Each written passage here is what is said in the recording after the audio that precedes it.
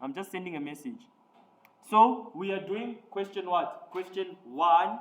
Can I have a ruler? Okay, there's no need for a ruler. But we're doing question 2, for semester test 1, 2023, right? So let's go to the question. Oh my days. It's going to be way. It's here, ne? Question 2 and 3. So, what are we supposed to go to? Our required, right? So they tell us we need to prepare what? Journal entries, right? So, number 1, they tell us the depreciation expense for furniture and equipment was correctly calculated to be 16,000 for 2023 financial year. This amount must still be recognized.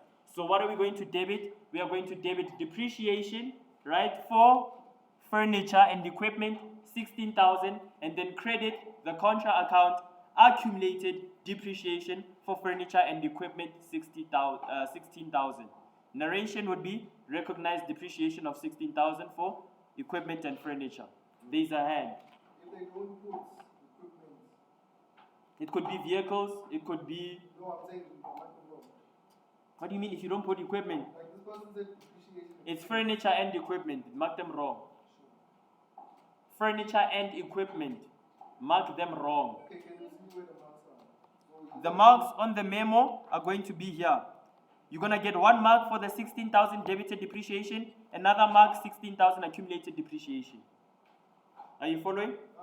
So it's only 2 marks. Don't get a mark for... You don't get a mark for the date, you don't get a mark for the narration. No, you lose a mark because all of the dates are worth 1 mark combined.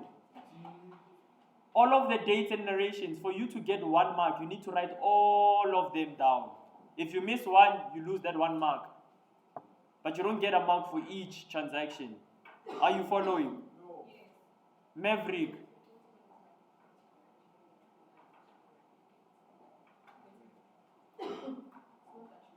Maverick has a problem understanding it when it's coming from a male's perspective. I've realized. Have you guys seen this pattern? When it's a male explaining, he can't understand. You know my issue. What's the issue? You're so fast. Oh, and they are too slow, ne? Okay, no. But I've realized, when it's a female explaining, he gets it. He doesn't even second guess. He's like, oh yes. When it's a guy, what? By the way, does everyone understand? There's a hand at the back. I'll slow down. Thank you.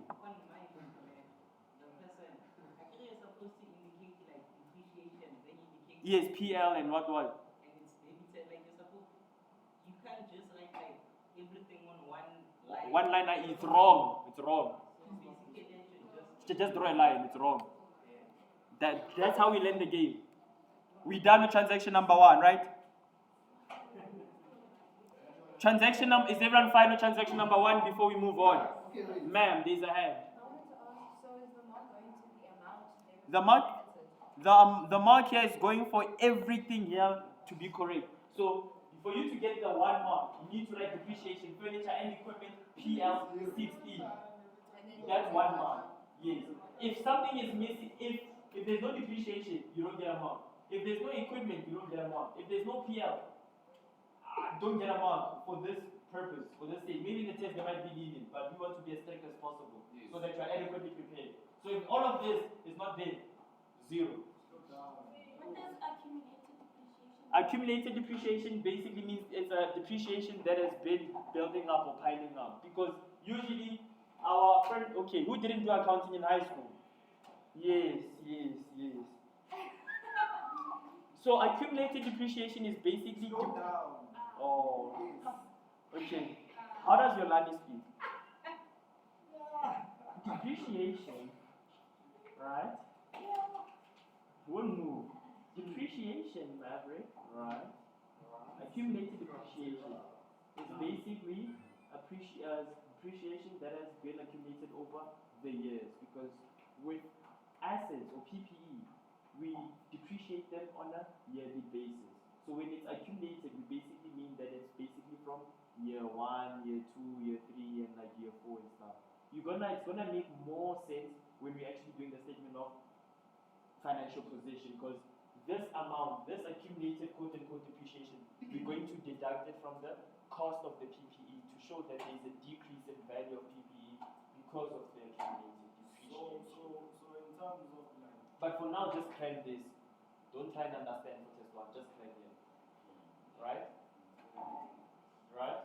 Just crank for So in like accounting terms, it's In accounting terms, like wait, you're correct me. In accounting terms, we are saying it's depreciation that has accumulated for more than just one reporting period. How do I say this without saying it? This depreciation, we're calculating depreciation for this year, right? Yes. It's fine. So this depreciation is for the current period. Then accumulated depreciation. This accumulated depreciation basically is stating that from our statement of financial position, right? This accumulated depreciation is basically saying that this is the amount we need to deduct from the cost of the PPE. Yes, right? And the reason why it's called accumulated depreciation is because it accumulates, because when you do the statement of financial position, when you calculate it's not the carrying amount. Do you know carrying amount? You should know carrying amount. Oh no. So carrying amount is basically cost minus depreciation. You get carrying amount. This is what you are writing on Monday, by the way. It's cost minus. Accumulated depreciation. What is that? Carrying amount. You can't even write it. Why can't you write it? Oh, no, but this is a mental note. Mental note, right? Mental note. Cost minus accumulated depreciation gives you carrying amount. What's carrying amount? Carrying amount is basically, you want me to come? Repeat. No, pause. Maverick, it's always Maverick. Pause. So cost minus accumulated depreciation gives you carrying amount. Why is it carrying? Cost minus accumulated depreciation gives you what we call carrying amount. What is carrying amount? Carrying amount is basically the worth of that asset at that point in time. Because when we buy an asset, we buy it at cost, right? That's what we call initial measurement. You've done this in your slides with your lecturers. Cost is what we call initial measurement. Then we have what we call subsequent measurement. This is when we take into account the depreciation. We've done this in class. I'm not sure if it's Kamo, CBIA, or charity, but this has been done. Then it's self-study because it's on the assumption that you did accounting in high school. But that's why you are here. Okay, wait. What is substance? Subsequent. Subsequent. You said the initial. Initial is cost. You recognize, on the statement of financial position, you recognize PPE at cost. So the cost of the PPE, that's initial measurement. Subsequent is now when you take into account depreciation to get the carrying amount. So that at the end of the year, what you have on your statement of financial position is the carrying amount, because you've taken into account depreciation. And then carrying amount falls under which statements? What are we talking about? What has a carrying amount? An asset. So where do assets go? Financial position, yes. Can I explain it? Then you cut me off like in a simpler way. Wait. Like I buy this car, man, in like 2020. I buy this car in Kaka 2020 at the cost of 1,000. Man. Then obviously like over the years, like 2020, 2021, this crop, the current value of this crop in 2021 won't be 1,000 because I've been using it over and over, like wearing it over and over. So when you're going to sell it, you probably sell it for like 900. Then our depreciation, because it's depreciating, like it's losing value, right? Then the depreciation would be like 100 rand, right? Then so in 2021, this crop would be 900. You have to make. Then 2022, I've been using this crop. Then it depreciates again by 100. Then the current value for that crop, how much would it be? 800. Like, yeah, you get me? So that depreciation, which is like those 200 rand, are accumulating. Like it's all you get me? Why did you say that? You complicate things. Yeah. Then So what's your 800,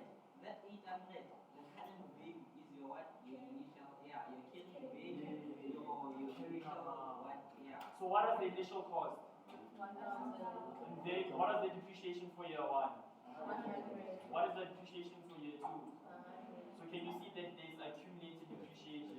So on our statement of financial position, it's going to be 1,000 minus 100 for year 1, minus 100 for year 2, which gives us a carrying amount of 800 in 2022. Are you getting it? Yes, because it's an asset. Yes. Give him a round of applause. Yes. So everyone is fine now. So we can move on to the next transaction. Or is there a hand? No. You fine? Yes. Thank you so much. Oh, bang. Now we move on to number 2. This is nope. Sorry. Yeah. I can't go through the answers. We need to read the transactions first, Angel. So what happened here? But we're most probably going to do another question tomorrow because I'm looking at the time as well. The interest income relates to what? It relates to the financial investment which bears interest at a rate of 10% per annum or per year, same thing. The investment was made for the full year ended 28 February with interest being receivable monthly. The interest income balance, right, represents only interest received for 9 months. So they are saying here, this interest income here of 18,000 is for how many months? 9 months. How long is our accounting period?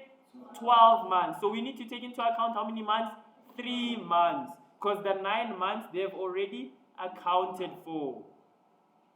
Must I speak like Yolani? Yeah, speak now. Like also. So guys, I can't, no. But like, you get it, right? It's been 9 months is what we have in this 18,000 in our books, right? We need to take into account 12 months. So there's 3 months that's remaining, which we need to add on to, right? So how do we calculate this? We are going to say 18,000, right? Divided, this is how I did it, but I saw many people have different formulas, but they get to the same answer. As long as you got to this answer, it's fine. But let me say what I think is easier. So I was like, if we paid 18,000 for 9 months, it's going to be very easy for us to calculate how much we paid for every month. Because we're going to say 18,000 divided by the 9 months we paid. That gives us a figure of how much? 2,000. That 2,000 is how much we should pay monthly. How many months, how many months should we receive it for? 3 months. So it's going to be 2,000 times 3 months, which is 6,000, right? So the 6,000 is the interest income we ought to receive. So what are we going to do? We're going to debit accrued income, or you could have easily said receivable income on your fixed deposit, because we record transactions when they happen, not necessarily when payment is made. Or, okay, but there's no need for you to say bank because we haven't yet received it, right? So you can either say accrued income or receivable interest from fixed deposit. Are you guys following? Of 6,000, right? Because that's income. I mean, it's a receivable because we ought to receive this money, right?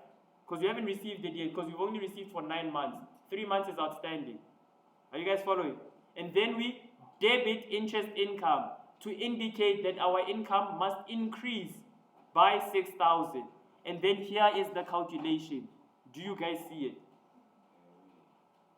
Or must I repeat myself? Everyone is fine? We just want a moment to give people marks? Yes, ma'am. Debited amount is 6,000.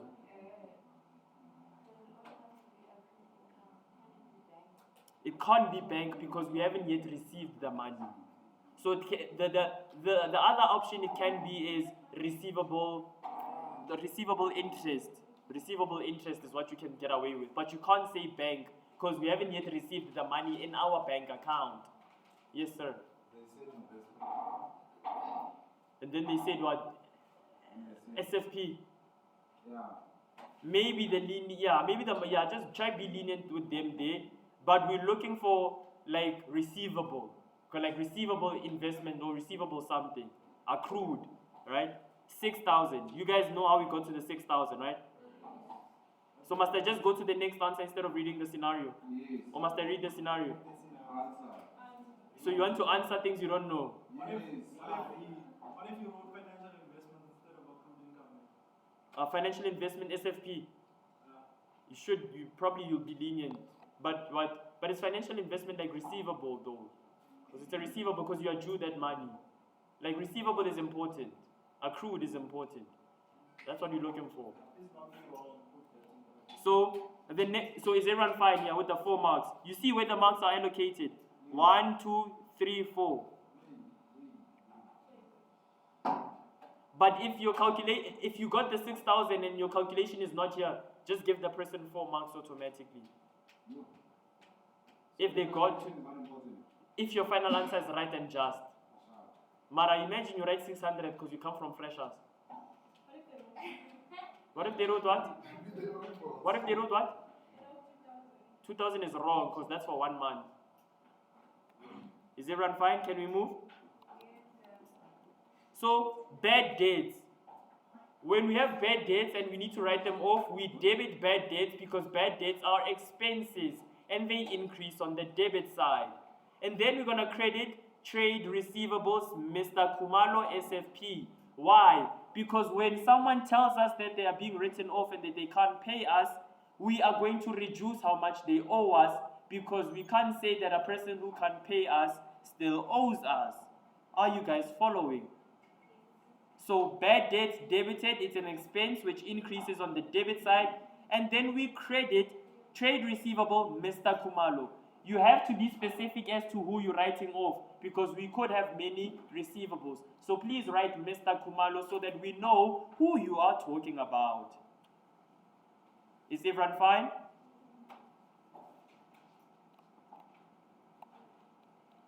Write-off of obsolete and damaged inventory. What is the definition of obsolete for those that did English home language? Yes. Rotten, I guess, no, but they are no longer useful. In simple terms, useless, right? Not rotten, but you get the point, right? It's no longer useful, it's useless, right? So when we have to write off obsolete and damaged inventory, we are going to, what did Zigote say again, Maverick? What? No. What did Zigote say again? Okay, let me No. And what does it say here? And what did I say? Thank you. I raised my case. So we debit cost of sales as per the memo. Debit loss between inventory. Which is, but at the end of the day, the cost of sales, you're gonna have to affect cost of sales when you're doing your statement. That's what I'm saying.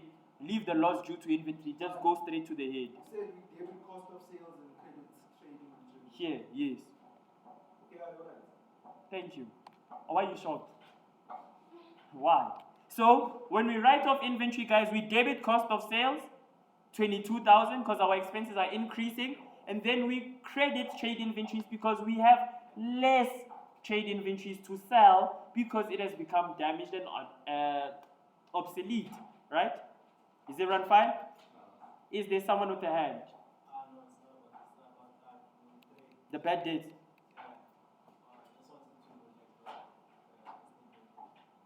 So you're fine.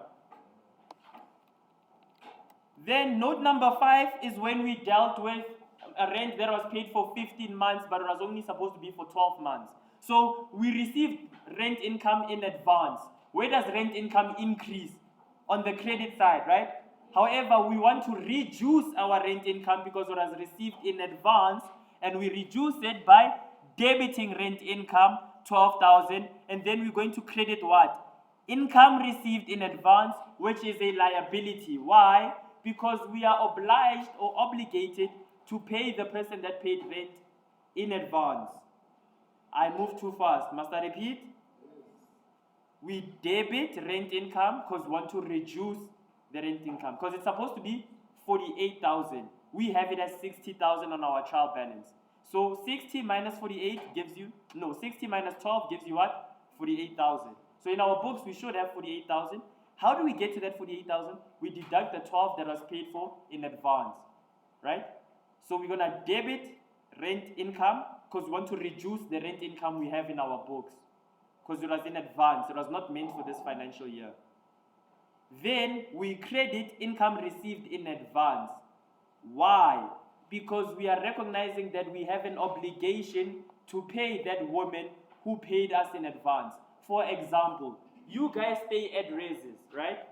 You sign a 10, let's say you sign a 12-month lease, January to December, but you are too excited and then you pay for 15 months. But you haven't yet stayed for the other 3 months of next year. So you do realize that the res that which you are staying in now has the present obligation to transfer economic resources as a result of a past event. Because now they owe you. Because you haven't yet stayed there for those 3 months, guys, for next year. So it's a liability for the res, right? So the same way it's a liability for the res, it's a liability for us because we received money in advance. Am I cooking? Yeah. Too fast? What element is the rent income? Rent income is rent income. Statement of its income. No, I mean the element, yeah, okay. It's income, yeah. Profit or loss, because we're reducing it. That's the element. Everyone's fine? See the marks, give the mark allocations. Fine. Salaries and wages, right? They say that we're owing accrual basis of accounting, record transactions when they happen, not necessarily when payments are made. So we debit salaries and wages expenses, 12,500, and then here it's accrued salaries and wages or payable salaries and wages. Because if something is accrued, it basically means that you are owing. It's a payable. How much? 12,500. We are not going to credit bank because we haven't yet paid. We are still owing. Hence why it's a liability and we have Maverick blushing. I am singing my lungs out. Maverick is blushing. So everyone is fine here? Yeah. What is the issue? Accrual, just replace accrual with payable. Same thing. Accrual and payable. Because what? It's a liability. You haven't yet paid for the salaries and wages. Yes, you have to pay them, but so you are recognizing that the expense is there, but you'll pay them later. That's why it's accrued. You record transactions when they happen, not necessarily when payments are made or received. Is everyone following? But if I receive it, You should be still okay. So if like it was immediate, the money would be deducted. If it was immediate, you would debit salaries and wages and credit bank, because money is coming out of your bank account in real time to pay people. Magically. Right? And then the same thing with our interest expense, our insurance expense. Debit 1,000 insurance expense, credit accrual expense of insurance 1,000, insurance expense accrued. 1 mark for dates, 1 mark for journal entries, total 18 marks. Please give your respective citizens their respective So marks. 1 mark for dates and 1 mark for That's for everything. It's an addition. Yes, it's an addition.